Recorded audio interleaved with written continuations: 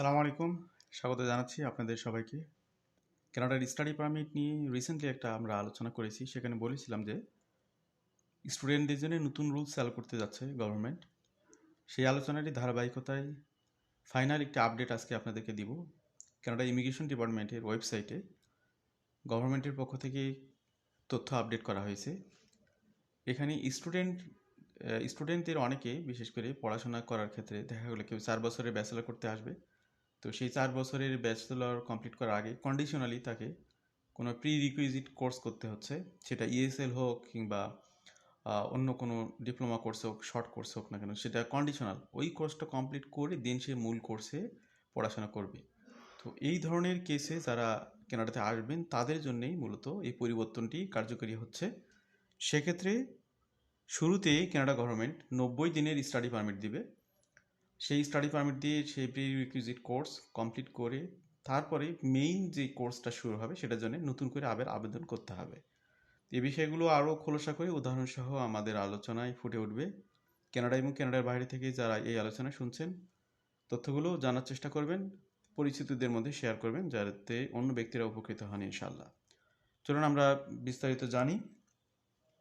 International students taking prerequisites will be issued shorter study permits under new rules.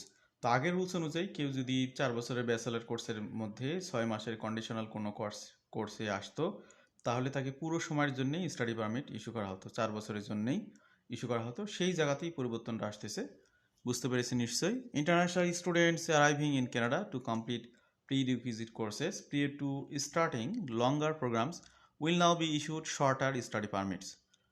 Under the old rules, officers were instructed to issue a study permit for a period equal to the length of the prerequisite course plus 1 year.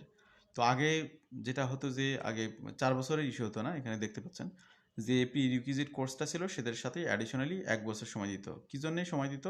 যাতে বাকি 1 বছরের মধ্যেই student সময় পেয়ে সেই সময়টিকে কাজে লাগিয়ে তার যে পরবর্তীতে মূল কোর্স সেই কোর্সের জন্য স্টাডি পারমিট আবেদন করতে পারে। তো এই সময়টা নিয়ে অনেকে অনেক ধরনের মিসইউজ করেছে।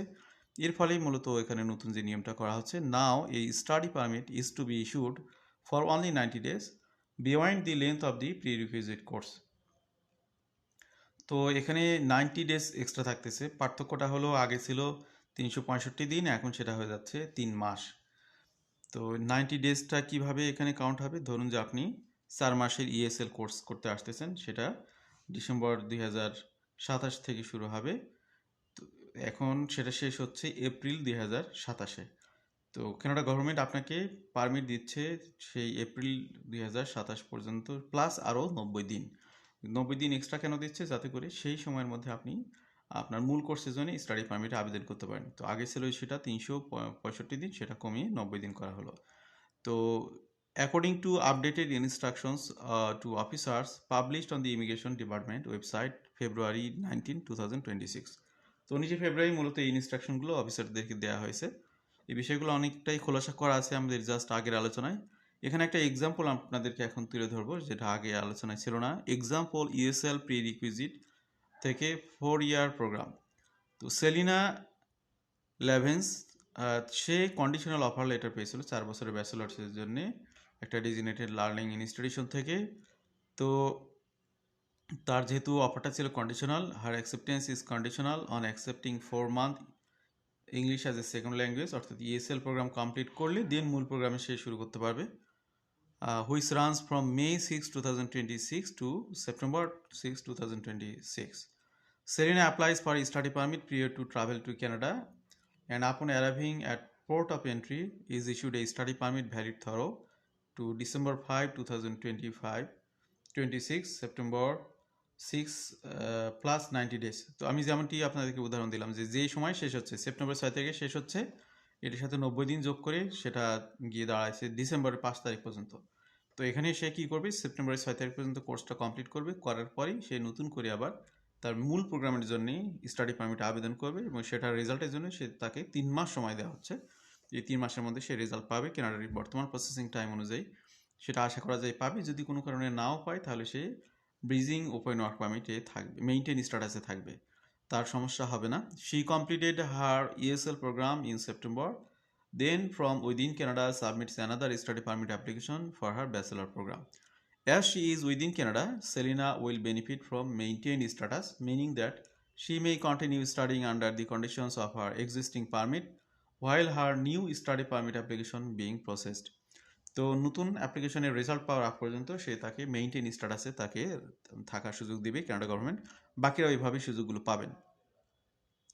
Although studying for less than 6 months generally does not require a study permit, Immigration, Refugee and Citizenship Canada advises foreign nationals to apply for a study permit if they are completing prerequisite in preparation for enrollment in a longer program of study, even if the prerequisite are less than 6 months in duration. এখানে একটা বিষয় clearly mention করা হয়েছে, usually কানাডাতে কেউ যদি 6 মাস বা তার থেকে 6 মাস পর্যন্ত আপ টু দ্য 6 মাস সে নিচে কম সময়ের জন্য কেউ পড়তে আসে তাহলে তিনি ভিজিট ভিসায় এসে সেই কোর্সে ভর্তি হতে পারবেন। কিন্তু কোনো স্টুডেন্ট যদি লং টাইম প্রোগ্রামের জন্য যেমন ব্যাচেলার করার জন্য আসতে চান তাহলে তার শুরুর দিকে যে প্রিরিকুইজিট কোর্স সেটার সময় যদি 6 মাসের কম হয় তারপরে সেটার জন্য তাকে অবশ্যই এখানে স্টাডি পারমিটে অ্যাপ্লাই করতে হবে, তা না হলে সে ঝামেলায় পড়বে, সমস্যায় পড়বে।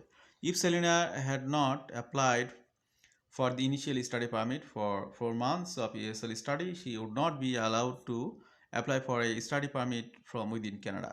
তো শর্ট টাইমের জন্য যে স্টাডি পারমিট সেটা আবেদন না করলে মূল কোর্সের জন্য আবেদন করা যাবে না, unless he were to meet another exemption. যদি তার অন্য কোনো এক্সামশন থাকে তাহলে সে সেটা করতে পারবে, যদি অন্য কোনো এক্সামশন না থাকে তাহলে করতে পারবে না।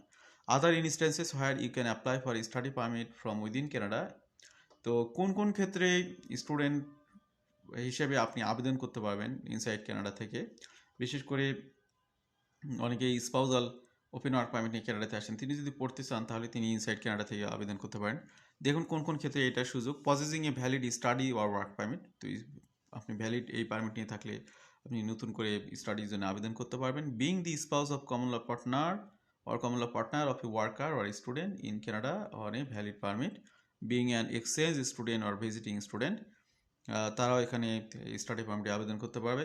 Your spouse or common law partner or dependent child possessing a temporary resident permit with a valid period of 6 months or more, আপনার relatives, common law partner, dependent ছিলেন তারা যদি 6 মাসের অধিক সময়ের জন্য এখানে স্টুডেন্ট হিসেবে আসে তাহলে আপনি নিজেও স্টুডেন্ট হিসেবে আবেদন করতে পারবেন।